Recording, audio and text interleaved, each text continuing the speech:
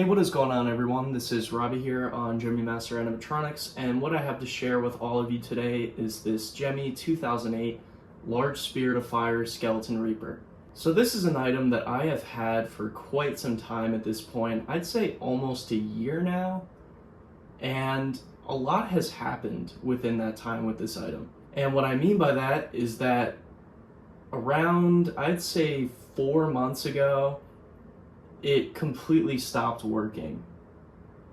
And I gotta say, I've only owned 2 of these so far. I own both large variants, and I've been just so unlucky with these. You know, I get one to work, then the other stops working, and then I get this one working, and I assume as soon as I go home and test the pumpkin, it's not gonna work anymore. It's just really frustrating. But this, compared to the pumpkin, was in much worse condition, and it's a bit ironic because this was basically brand new in the box when I got it. Now, unfortunately, for this video, I do not have the box with me. However, it's really nothing special because the variant that I have was the one that was sold at Target, and they did sell it at Spirit as well. I kind of wish I had the Spirit model instead of this one. I just think the box design is so cool on that one. But regardless, it is really cool owning this piece. I've been trying to find one of these for quite some time at this point, and I'm just glad to finally own one. But yeah, anyways, this was sold at Target, Spirit, Halloween, and I believe a few other retailers. But besides that, these kind of fell into obscurity over the years, in my opinion at least. And I feel like they're very underappreciated. And that is because even in production, keep in mind, the large and small ones, the heads are made of blow mold, but I gotta say, the detail is just incredible. Like, I'll give you a close-up now of the face, and you could just see all of that detail. And it's blow mold. It's very cheaply made, I'm not gonna lie, but it gets the job done. I also want to point out a common issue with these. If you have the large skeleton, you might relate to this a little bit, but you can see there, that's really the only paint chip on mine. And it seems that with these, around the teeth is where the paint tends to chip off. And I just think that's from the type of paint that they use. It's almost like a chalk paint. It's kind of hard to explain, but unfortunately it chips very easily. But this one, you know, overall is in really great shape. I could always touch that up a little bit. But besides that little chip, this thing is pretty much flawless. I'll give you a good shot of the try me button. It's still in incredible shape. It's barely been used. So there that is. You got a nice little motion sensor in the chin area. I feel like that was a really good spot for the motion sensor. It's very well hidden. And if I pull down the cloth, you could see the rest, but it's pretty well hidden by the cloth. Now, one of my favorite parts about this item is the way the cloth is set up on the bottom. And I'm not sure if a lot of you knew this, but it's supposed to be like that. And it's very easy to pose it compared to other items. And it just looks really, really cool when you have it set up correctly. But yeah, what else? Oh yeah, the flame material that is used on the inside for the Reaper is apparently different from the large pumpkin. I'm not entirely sure why they decided to change it on the Reaper. I guess it's just the size difference, as the Reaper is a little bit larger than the pumpkin. I always was under the impression that the pumpkin was larger, but come to find out, the skeleton is much taller and just overall larger than the pumpkin. So it does have a different flame. And I was informed recently that my large pumpkin, the flame material it has is similar to the prototype Skeleton Reaper flame material.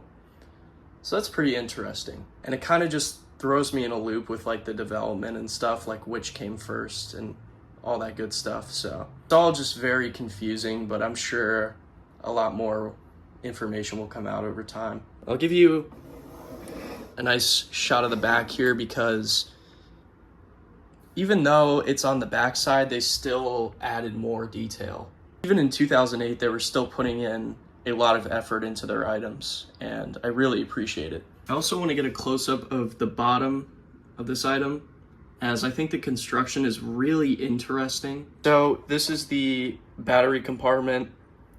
That's where the speaker goes, and in this little area right here is where the board is shoved into, and there is the fan. It is similar to one of those indoor inflatable fans. And on the back side, you have the switch, and it is a three-way switch, so it's off right now, but if you wanted it to go continuously, you put it on the on, and the flame will shoot up, and the lights will light up, and it will continuously play audio until you turn it off.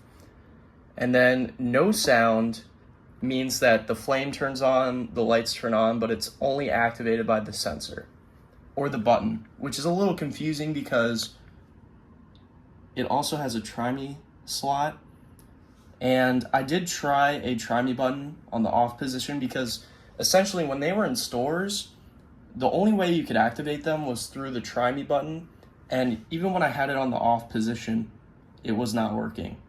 And judging by the Pumpkins box, when it was on the shelf, I assumed it was only supposed to play audio, so it's a little bit confusing, but anyways, let's see here. It takes 6 volts, obviously, because it takes 4 AA batteries. Also, this right here, the screw, unfortunately, was stripped out completely, and I had to break a little bit of it off, but eventually I'm going to drill out that screw and get a new battery compartment for it. So no big deal though. But I think that is pretty much it for this item. I guess before I put in batteries, I'll explain the sheer agony I went through when repairing this. Now, as I stated towards the beginning of this video, this one, like the Pumpkin, decided to stop working. Although in the Pumpkin's case, it didn't work from the get-go. So this one was a lot more concerning in the sense that it went from fully working, it was fully functional, it worked flawlessly, to just the lights and fan turning on. And initially I thought it might have been a bad speaker because it is a common issue with a lot of these older pieces. Over time the speakers just go bad. It's a very common issue to have, but unfortunately, with this specific item, it was far beyond the speaker that was at fault.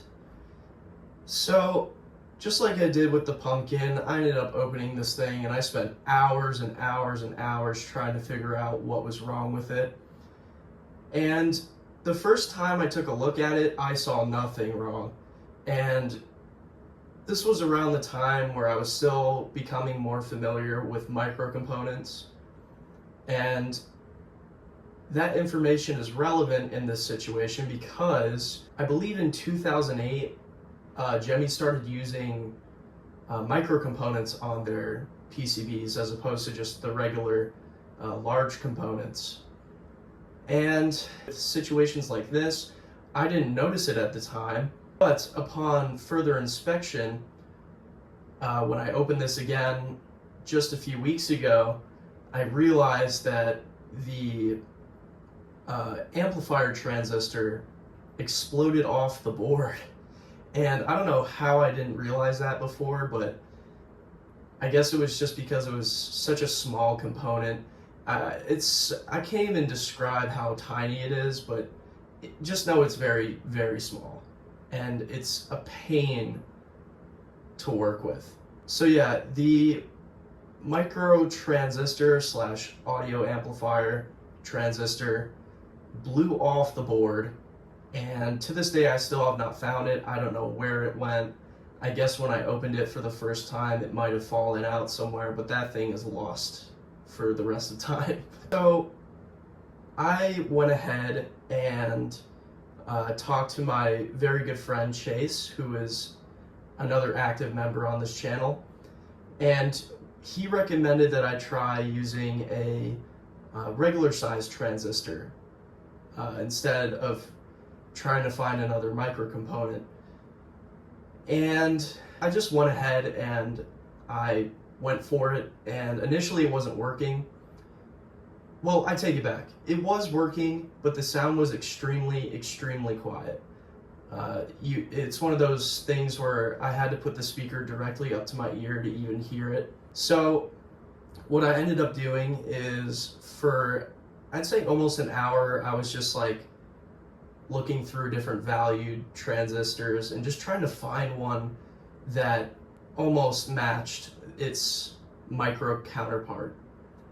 And finally, I ended up using one of the more common transistors, a B772, and it ended up working.